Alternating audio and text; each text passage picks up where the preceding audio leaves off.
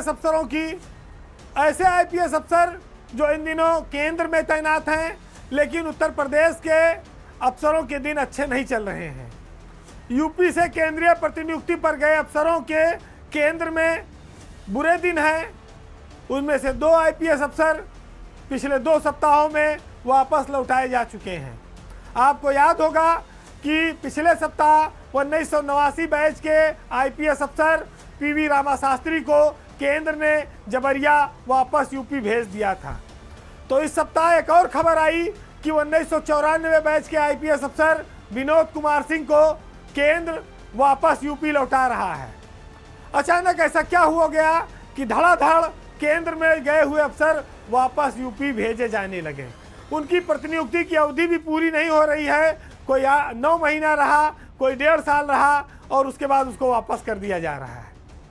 VK Singh की UP में अचानक वापसी की खबर ने पुलिस महकमे में काफ़ी खलबली मचाई। पड़ताल शुरू हुई तो पता चला कि सीआरपीएफ में नॉर्थ ईस्ट के एडीजी पद पर तैनात वीके सिंह का गुवाहाटी एयरपोर्ट पर एक महिला से विवाद हो गया, जिसके चलते गृह मंत्रालय ने उनको मात्र 9 महीने बाद ही वापस यूपी भेज दिया है। उनकी प्रतिनियुक्ति खत्म कर दी है। आपके लिए यहाँ यह सूचना आवश्यक हो जाती है कि वीके सिंह 9 महीना पहले ही केंद्र में डिप्यूटेशन पर गए थे, जहाँ उन्हें सीआरपीएफ में एडीजी के पद पर गृह मंत्रालय द्वारा तैनात किया गया था।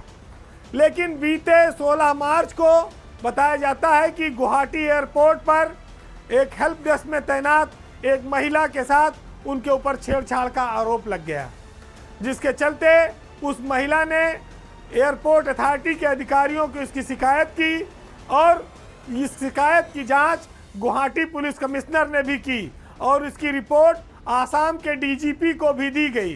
जांच में ये मामला सही पाया गया, जिसके बाद काफ़ी हंगामा मचा और दिल्ली तक बात पहुंची।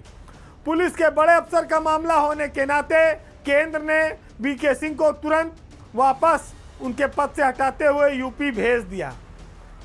लेकिन जो मीडिया रिपोर्ट्स हैं कि वीके सिंह गुवाहाटी एयरपोर्ट पर वीवीआईपी लाउंज में बैठे थे, चूँकि वो एडीजी रैंक के अफसर हैं, उनके लिए रिजर्व थी सीट। वहाँ पर हेल्प डेस्क में तैनात एक महिला के साथ उन्होंने बातचीत की और उसी बातचीत के दौरान उसकी सुंदरता पर उसे क्यूट शब्द जैसे कुछ शब्दों का इस्तेमाल किया, जिसकी वजह से वो महिला असहज हो गई और वीके सिंह के वहाँ से जाने के बाद उसने इसकी शिकायत एयरपोर्ट अथॉरिटी से की। मीडिया रिपोर्ट ये भी बताती है कि वीके सिंह ने उस महिला को अपना मोबाइल नंबर दिया और कहा कि मैं आपके बहुत काम भी आ सकता हूँ। लेकिन कुछ ऐसी स्थिति वहाँ बनी जिसकी वजह से वो महिला शिकायत करने पर मजबूर हुई और फिर इसके बाद इसकी पुलिस में भी जांच गई। हालांकि एडीजी वीके सिंह के वापस यूपी तबादले के बाद महिला ने अपनी शिकायत समाप्त कर दी है, वापस ले ली है और वो मामला खत्म हो गया है। लेकिन बदनामी का एक दाग उनके ऊपर लग गया। वीके सिंह की नौकरी अभी मई 2031 तक है, यानी 7 साल से ज़्यादा उनकी नौकरी बची हुई है।